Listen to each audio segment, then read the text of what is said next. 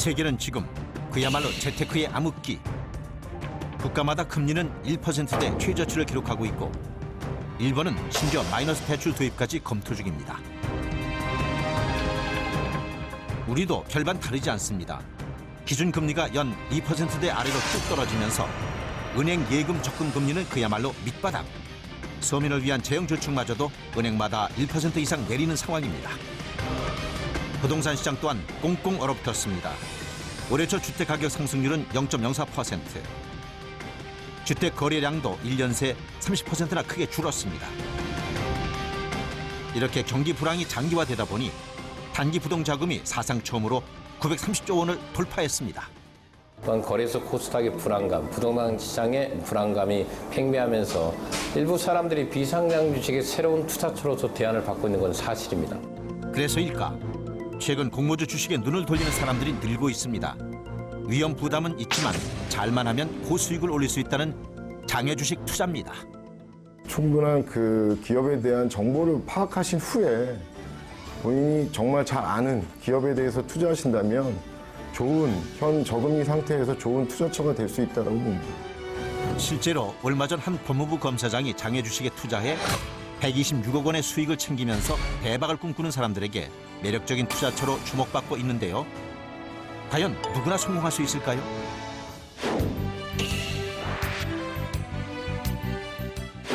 장외 주식은 상장이 돼야만 생명을 부여받게 되는 비상장 주식을 말합니다. 상장 전 주식을 매입해 상장 후에 매각하면서 이득을 얻는데 상장만 된다면 적어도 2배 이상 시세 차익을 올립니다. 그러다 보니 공모주 청약 경쟁률이 수백 대 1에 달하기도 합니다. 상당히 높은 메리트가 있는 시장이다. 그 이유는 비상장 주식은 현재의 시장이 아니라 미래 가치를 반영하고 있기 때문에 2, 3년 후에 상장된다. 그러니까 그만큼 현재의 시장보다는 미래의 시장을 더 높게 보기 때문에 비상장 주식이 새로운 투자처로서 각광을 받고 있는 것이 사실입니다. 장외 투자는 기본적으로 장내 투자보다 위험도가 높습니다. 기업 정보를 알기 어렵고 거래량도 많지 않기 때문이죠. 공시 제도가 없다 보니까 일반인들이 특히 비상장 주식을 선택할 때 스토리텔링, 이야기에 속을 수가 있습니다. 기업의 실적과 상관없이 앞으로 장밋빛 무한된 성장성으로만 이해하는 기업들, 이런 기업들을 피할 필요가 있겠죠. 얼마 전 20년을 다니던 직장을 뒤로하고 명예퇴직을 한 김소박 씨. 돈으로 뭘 하긴 해야 되는데 뭘 하면 좋지? 퇴직금으로 재테크할 요량으로 이곳저곳 기웃거려 보는데 금리는 바닥, 마음에 쏙 드는 투자처 찾기는 하늘의 별 따기. 그런데 바로 그때 그의 눈을 번쩍 뜨이게 하는 것이 있었습니다. 10배, 20배? 이야, 이거 잘만 투자하면 대박이라는 거 아니야? 장외 주식에 대박 난다는 말에 현혹돼 알아볼 것도 없이 냉큼 퇴직금을 몰아넣었습니다. 그래, 이거네 이거. 바로 너구나. 이야. 그리고 1년 후 지금 가신 전화는 없는 번호입니다. 다시 확인하신 후 걸어주시기 바랍니다. 아 이거 뭐야? 아 이거 어떻게 된 거야? 이거 망했네. 대박나는 부푼 꿈은 사라지고 순식간에 퇴직금을 날리고 말았습니다. 저금리 시대니까 이제 저축만 가지고는 돈을 모으기가 어렵잖아요. 그래서 이제 투자를 해야 되겠다. 이렇게 적지 않게 손해를 봤죠. 그때는 정확한 정보도 없고 그냥 적당히 왠지 할 수 있을 것 같은데 라고 이렇게 근거 없는 자신감으로 시작을 했었는데 좀 내가 너무 정보 없이 맨땅에 헤딩을 했구나. 장외 주식은 경쟁 매매로 가격이 결정되는 상장 주식과는 달리 개인과 개인, 상대 매매로 가격이 매겨집니다. 상장 주식이 정찰제 백화점이라면 장외 주식은 값을 흥정하는 재래시장과 같죠. 정보의 비대칭이 형성되어 있는 시장입니다. 그래서 실질적으로 그 기업의 실적이라든가 여러 가지 그 기업 정보를 알 수 있는 게 일반 투자자로서는 상당히 어려운 부분입니다. 일반 투자자가 직접 그런 정보의 비대칭을 좀 벗어나기 위해서는 안정적인 금융회사에서 된 상품을 투자하시는 게 바람직한 투자 방법이라고 생각됩니다.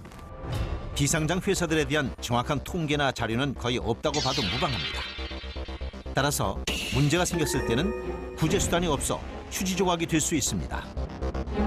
폐쇄형 소셜 네트워크 서비스에 투자자를 유치한다는 한 모집 공고.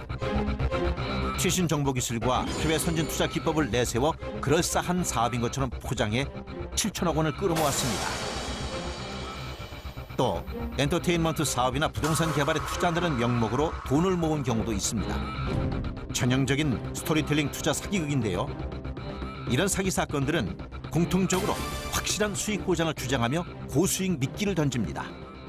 비상장 그 인터넷 사이트를 통해서 거래하실 때 주로 이제 게시판에 있는 글을 보고 전화를 하시고 이제 주문을 하게 되시는데 게시물을 올려놓는 게 주로 이제 브로커들이 이제 올려놓습니다. 부티크라고도 하는 브로커들인데요.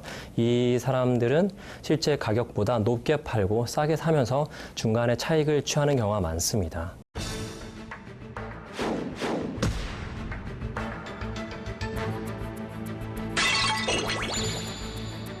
바이오 주식은 기본적인 그 전문적 지식이나 소양 없이는 절대 투자해서는 안 되는 종목입니다.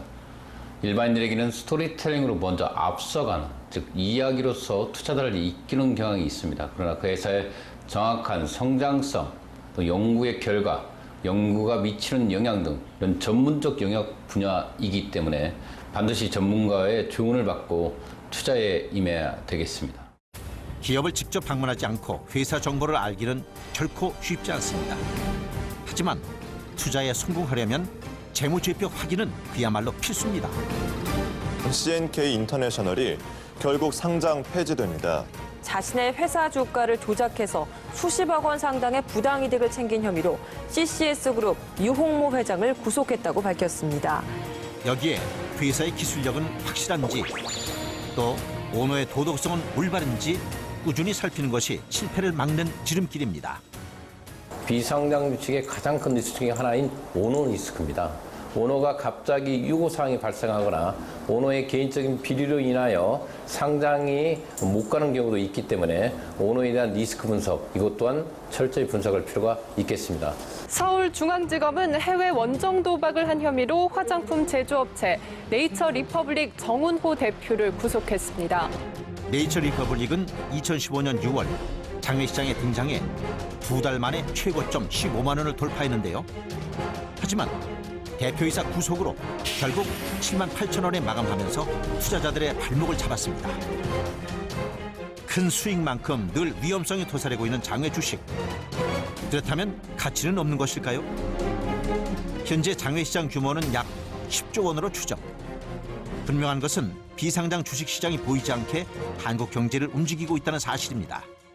장외시장이 발전되면 그 비상장 회사를 통한 자금 조달, 주식 유통 서비스, 그리고 투자자 매칭 서비스 등이 가능하게 돼서 새로운 수익원으로 작용할 것으로 보입니다. 우리나라 경제 주체의 여러 가지 순기능을 할 수 있을 것으로 보입니다. 장외 주식시장으로 사람들이 몰리는 데는 또 하나, 한국금융투자협회가 운영하는 KOTC를 통해 거래 투명성이 확보된 점도 한몫 톡톡히 했습니다. 2년 전 출범한 KOTC 시장에는 현재 130여 개사의 비상장 주식이 거래되고 있는데요. KOTC 시장의 종목은 상장 종목을 거래하듯 증권사 홈트레이딩 시스템을 이용해 쉽게 이용할 수 있습니다. 하지만 장외 주식은 상장 주식보다 상대적으로 현금화하기 힘든 만큼 주가가 떨어지면 투자금을 회수하지 못할 수 있습니다. 또 상장 직후에 주가가 급락해 손해를 볼 수 있기 때문에 무조건 고수익이 보장되는 것도 아닙니다. 서울의 한 장외 주식 강의실, 대단한 열정이 느껴지는데요. 장외 주식에 대한 견문을 넓히기 위해 전국 곳곳에서 찾아든 개인 투자자들입니다. 투자를 하고 싶다면 공부하지 않고는 절대로 투자하지 마라. 그건 투기다. 철저한 준비를 하고 분석을 하고 그 데이터를 바탕으로 투자를 했을 때 좋은 결과를 이룰 수 있지 않을까 그렇게 생각합니다. 직접 장외 주식 중개업자로 나서려는 사람도 있습니다. 제가 가지고 있는 것이 잡이 될 수 있듯이 주위에 있는 좋은 사람들하고 함께 공유할 수 있는 그런 계기가 되지 않을까 해서 배우고 있습니다. 어마어마한 공부가 돼야 될 것이고 시간이 흘러야 될 것이고 제가 성공에 대한 부분이 이루어져야만 누군가에게 얘기해 줄 수 있지 않을까 이렇게 생각을 합니다. 장애 주식에 대한 깨알 정보와 주의점들을 꼼꼼히 체크할 수 있기 때문에 투자자들의 관심은 매우 뜨겁습니다. 상장 기업을 준비하고 있는 중소기업이나 벤처기업들은 철저하게 회사에 대한 수익률과 성장성과 시장성을 철저히 분석해서 앞으로에 나와 있는 시대적 흐름에 맞는 제품들을 생산할 필요가 있겠고 단기성 투자로서는 철저히 성공할 수가 없는 시장이 바로 이 장애 시장입니다.